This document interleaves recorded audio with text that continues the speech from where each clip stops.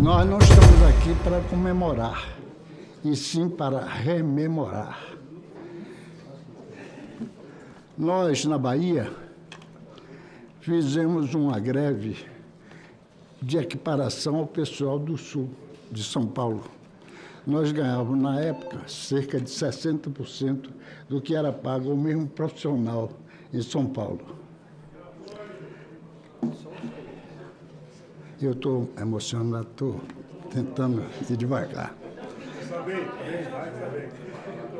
Nós fizemos uma greve em 1960, em novembro de 60, reclamando a equiparação. O tema da greve era o equipara, o aqui para. E paramos, fomos despedidos, 4 anos depois, com o golpe. Nós já estávamos organizados, tínhamos a associação e, mais do que isso, o sindicato que fundamos. Entramos em luta e fomos reintegrados, fomos anistiados. Eu tenho um ganho que propicia a minha e a minha família uma vida regular e normal. Tem companheiros, entretanto, que estão passando necessidade, porque, embora anistiados, não recebem a reparação. Ora, o artigo 1º da lei diz que anistiado será imperativamente agraciado com a reparação. E isso não ocorre com um número muito grande de companheiros nossos. Nós fizemos uma postulação, um recurso plúrimo pela negativa, não de anistia, mas do pagamento correspondente à anistia, que é imperativo. E nós temos uma pendência de cerca de 55 companheiros que não recebem a reparação, sendo que 41 na Bahia e 14 em Campinas, São Paulo. Ora, nós estamos aqui também para denunciar. Nós reclamamos e brigamos e fizemos uma greve de 60 porque o tratamento era desigual. Voltou a ser desigual. Reafirmar a importância de se continuar anistiando as pessoas que foram perseguidas pela ditadura militar no Brasil.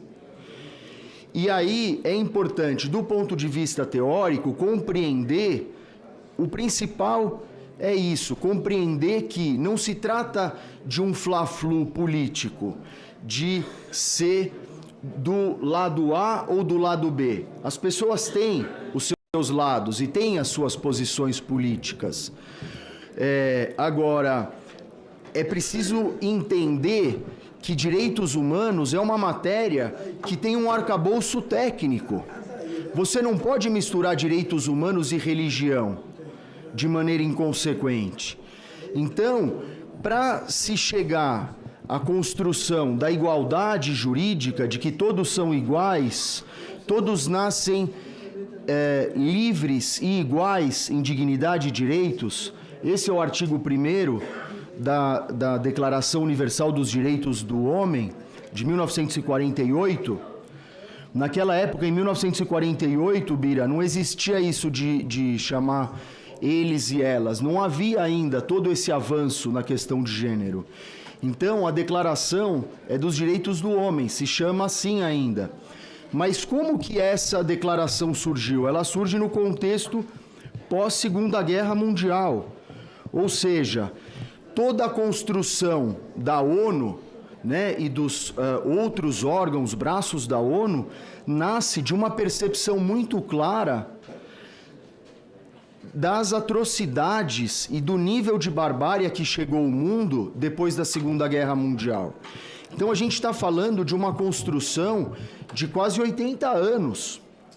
A gente não pode querer reduzir o quanto de esforço, o quanto de construção racional humana e política, senador Paim, foi necessária, com sangue, suor e lágrimas, inclusive com muitos e muitas das aqui hoje presentes, para que a gente chegasse nisso, para que a gente chegasse na compreensão clara, técnica, de que um processo de transição, ele só pode ser conduzido de maneira democrática, ele não pode ser ditado pelo tirano. É muito importante também dizer que esse tema entrou na minha vida pela história da minha mulher, né?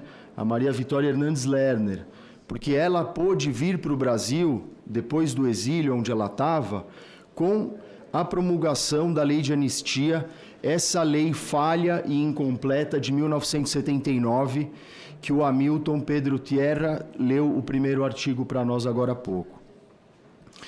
Então, é dessa forma, sente pensante, né, como diz o Eduardo Galeano, quer dizer, com o coração mesmo, e também com o estudo, que eu quero me dirigir aos senhores e às senhoras hoje.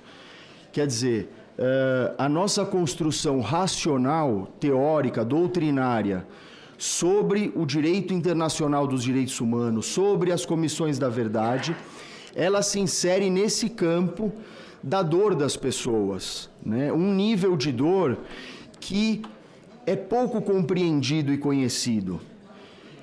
Essa é a minha trajetória pessoal com essa história. Quando eu comecei a trabalhar com o ministro Paulo Vanucci, com direitos humanos, na Secretaria Especial dos Direitos Humanos, eu não entendia o porquê da militância de vidas inteiras de tantas pessoas tão valorosas, né? Nessas fileiras, né? Nesses fronts.